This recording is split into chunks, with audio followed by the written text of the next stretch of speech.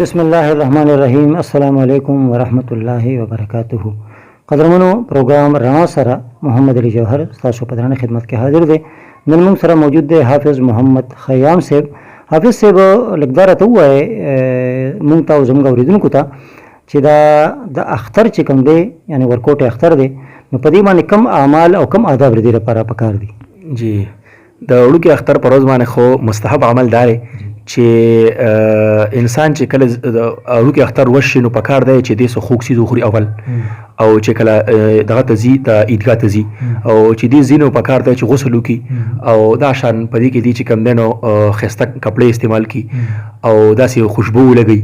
او داسې چې کوم دی نو دې چې کوم دی بیا روان شي دغه ته عیدګاه ته او دې هلته عیدګاه ته ورسي نو پکار دی چې دې وختي په ټایم لاړ شي نو دا به ډېر بهتري. ښه دا راته لږ ووایه چې د اختر پر ورځ باندې سپیشلي چې څنګه کله منځو شي او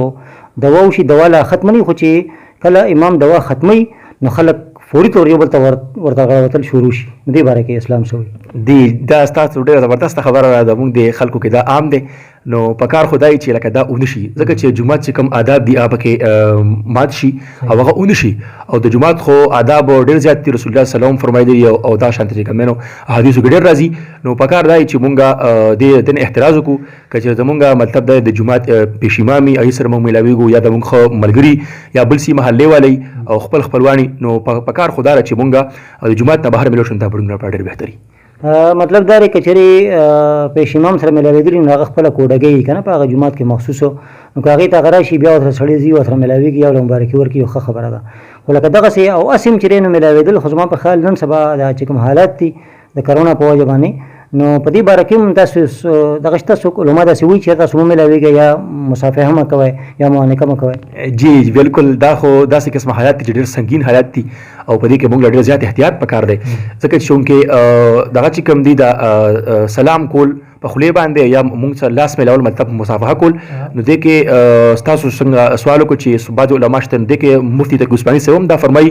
چې یاره که چېرې په دې سنګین حالاتو کې تاسو مصافحه ونه کړه او تاسو د دې احتراز وکړو دا به ډېر زیات بهتري او که چېرې تاسو په خولې باندې سره په سلام وکړو او دارنګ د عید او مبارکي تاسو په خولې باندې ورکړو نو دا به ډېر زیات بهتري. خو چونکې مصافحه را نو مصافحه په چونکې ډېره ښه خبره ده چې مصافحه وکړي شي خو چونکې د حالات داسې جوړ دي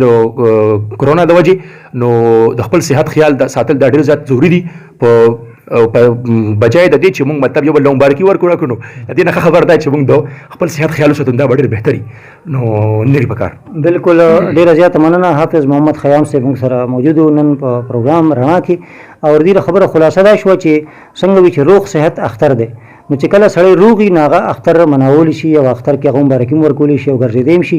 نو پکار دا دی چې د دې اختر په موقع باندې خصوصي طور باندې یو خو په جومات کې میلاوېدل بالکل پکار اړو دي نه په اسلام کې هم نشته او که بیا هم میلاوېدلي نو میلاوېدل بیا هم ضروري نه دي څنګه چې دې د تقي عثماني صاحب خبره وکړه چې هغې باقاعده فتوا هم جاري کړې ده چې تاسو د معانقې نه او د مصافحې نه ځان وساتئ په دې حالاتو کې ځکه چې دې کې اسلام کې هم داسې راغلي دي چې تاسو کله وبا راغله څه مسله راغله نو یې کې تاسو احتیاط ډېر زیات کوئ نو یقینا چې تاسو به احتیاط کوئ. احتیاط وي د علاج نه بهتر دی پرهیز د علاج نه بهتر دی نو پکار ده چې موږ په دې خبرو باندې پوره عمل وکړو. الله تعالی دې موږ له هم د عمل کولو توفیق راکړي په دې خبرو او تاسو له هم ستاسو ډېره زیاته مننه او شکریه.